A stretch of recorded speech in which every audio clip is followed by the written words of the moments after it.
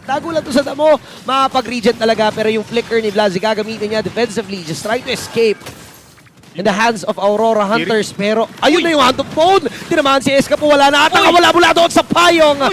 Napakatindi ng ginagawa ditong combi ng Shinori X Touch at si Denjiro medyo low pa. Go away ang gagamitin, just try to save, but damn yun is gonna rin. Maganda rin. Pinakita lang naman.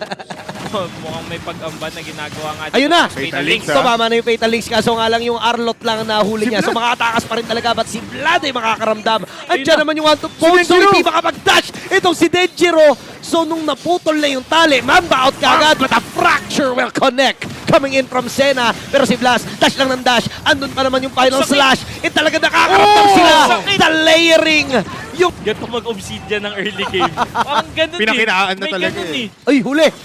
Kaso nga lang, yung Arlot na naman, enough ba para mabigyan nila? Kaya? And this will be enough para sa Aurora Hunters. Ito na yung perfect opportunity para sila yung makabawi. Kaso nga lang si Vlad nakakaramdam. Napakasakit naman ang mga hampas na magmumula kay Kiri. Hotdog bone na naman, auto Denjiro. Wala talagang kawala. Kapag natalian na, it's gonna be a double kill coming in from Senna. Idagdag mo pa yung paghabol na kay Damyon. Wala na atang kawala dahil may ipit siya mula doon sa apat na miyembro. It's Kahit din wala. si Claminda lang team. Wala eh, pwede pumilit yung Shinori X Touch dahil sa kalamangan na meron sila. At ayun na nga, hantong phone, walang kawala.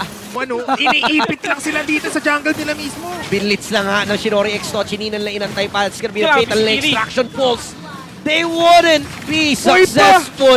Hindi man tumama yung hantong phone, pero andito na nga yung intercept sa may likuran. Ipit kung ipit. Interground. Sandwich play ang ginawa dito ng Shinori X Touch. Inubos na nga yung mga miyembro. And that is gonna be a clean wipeout na magmumula sa Shinori X Touch. At rerekta na sila sa base.